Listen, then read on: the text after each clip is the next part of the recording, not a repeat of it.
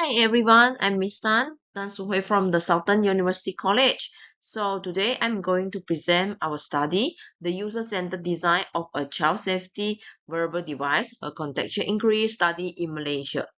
So let's go to our next page about the introduction. So we can start the introduction from in July 2024.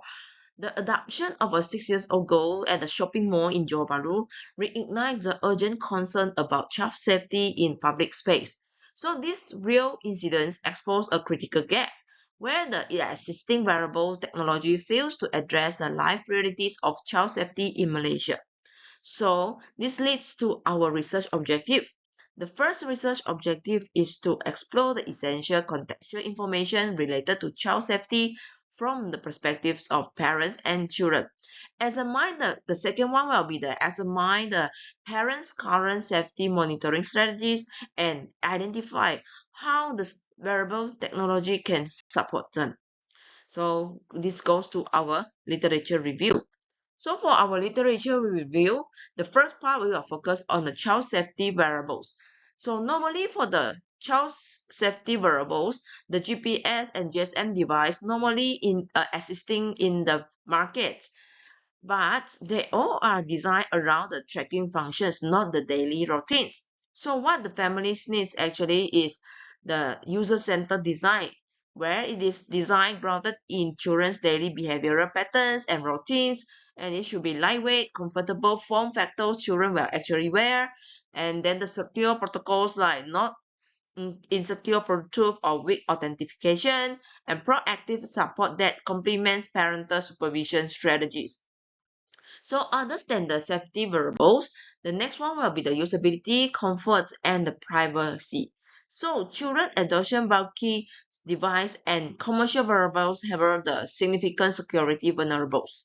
So all these functions is all lack of transparent data, governance policy, and thus the trust in variable platforms. Security is often sacrificed in favor of features riches in mass market products. So all these factors will go to our next one, the literature review gap.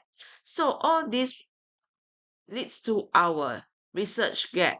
The Malaysia specific institute's research grounded in children's development needs and participatory frameworks is absent from the literature. So for the first one, the gap is no contextual. That means there are less research or lack of Malaysian setting research. Existing studies ignore the local cultural and environmental factors. And the second will be the children's developmental needs overlooked. So insufficient integration of emotional, cognitive, and behavioral development into the wearable design. And the third will be the limited user-centered design and participatory approach. So user-centered design and participatory frameworks rarely apply in child safety technology research. So our research addressed all three gaps. A contextual inquiry conducted in Malaysian setting with child participants applying user-centered design and participatory design principles to wearable safety technology. So for the framework is we adopt the user-centered design framework guided by the contextual inquiry and semi-structured interviews. And for our participants, there are 10 children and 12 caregivers. So all these caregivers include the parents, include their guardians, and the adults recruited through the local Malaysian schools. So all the data collections will be conducted by our researchers, and our researchers will shadow the families during the real daily routines, and two researchers per session to minimize the observer bias. So for the analysis part, we use the thematic analysis to have the open coding across the three dimensions. The first is the contextual information needs, the information acquisition process, and the usability and adaptation factors. So for the right hand side is our research process. The step one, we recruit our participants. Step 2, we are shadowing. And step 3 to do the observation. And step 4 to use the thematic analysis to analyze our data. So this go to our findings. So as you can see from our findings, there are 4 recurring behavioral patterns collectively define the child safety risk landscape in Malaysian daily life. So for the first one is the supervision gap. The parental distraction. Why? Because parents frequently distracted by smartphones and headphones and creating a critical supervision lapse in public settings, especially in the park or in the shopping mall. And the second will be separation risk. The children wandering the children wander in the crowded public space, especially in the shopping malls, driven by natural curiosity and explorations. Then the third one will be the abduction risk. The unsafe environments in our crowded public environments actually this will lead to the unfamiliar adults, heighten the risk of separation and abduction for the young children. And the fourth one is the vulnerability, the limited danger awareness. As our observed children is quite young, so they normally demonstrate the limited awareness of danger and are unable to self-protect or respond effectively in the emergencies. So all these 4 key findings are based on the behavioral observations. And the next one will be the current parental strategies. So as you can see, all these parts can be divided into 3 points. The first one is the direct physical supervision. So normally in Malaysia, for Malaysian parents, they normally just stay close and maintaining constant line of sight contact with the child in all public settings. And the second is the verbal guidance. So the children normally will be distracted by the environment, and the parents will instruct the children on safe behaviors before and during outings. So communicating rules about the staying close and recognizing the danger. And the third one will be the environmental observation.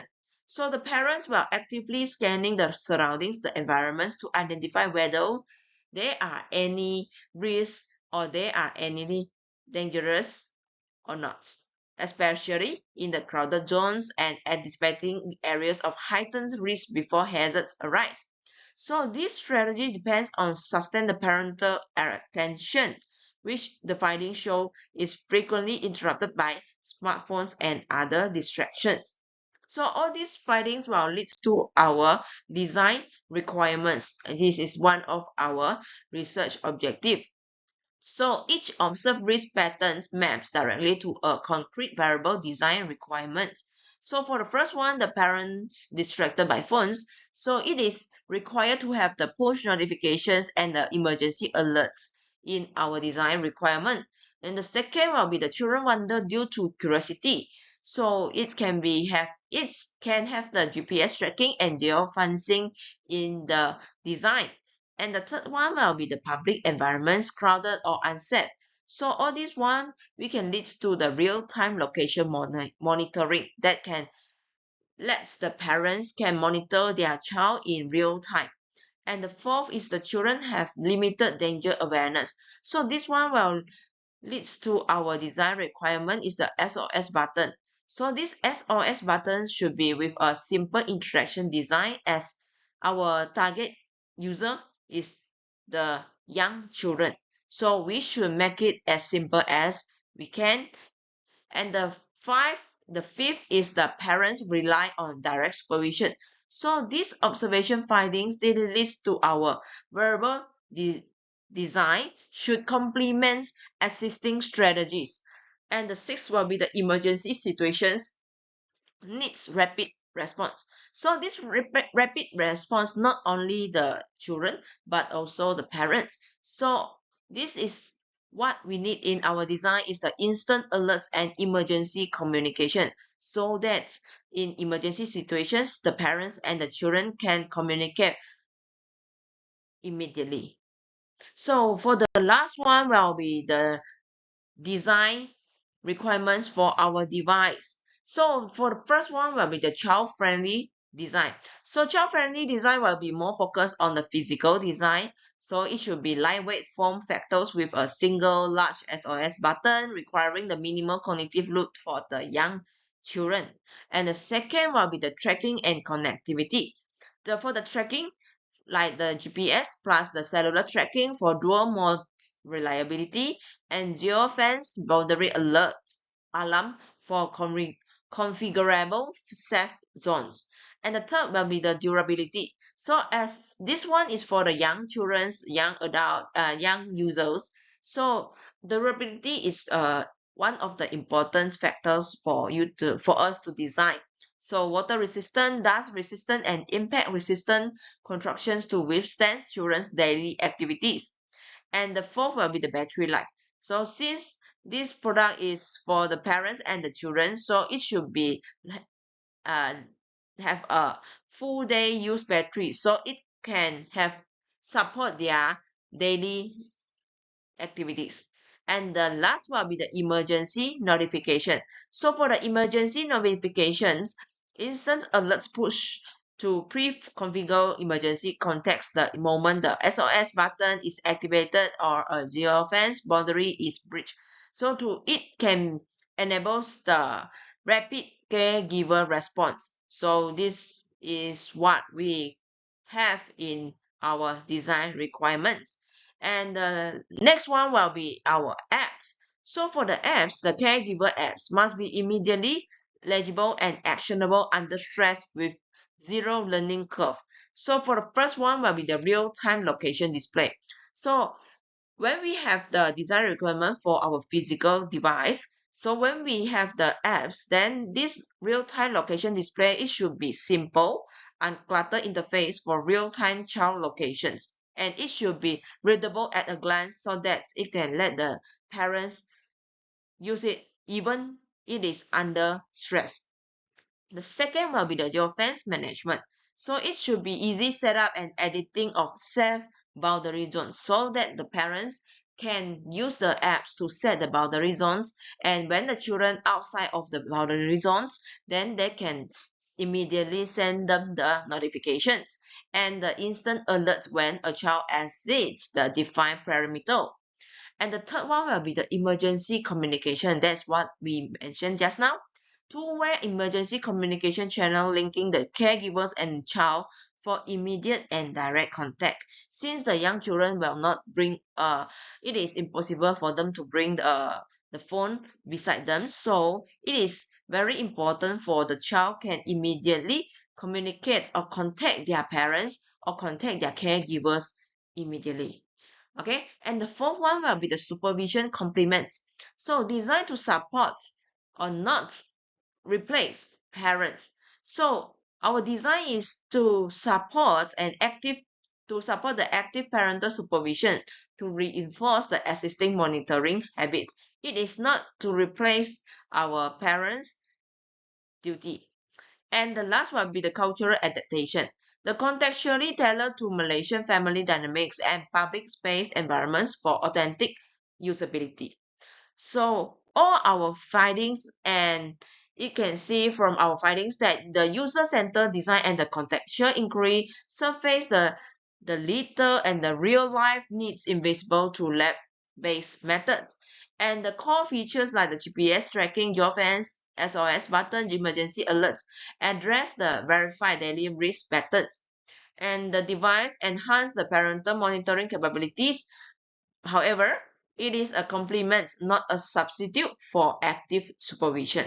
So a wearable design through the contextual inquiry becomes a safety support system, not merely a tracking device. So for our future work, we are going to develop the prototype and interactive usability testing with the child participants and the longitudinal adoption studies in Malaysian context. That's all for our presentations. Thank you, and this is all our reference. Thank you for my presentation.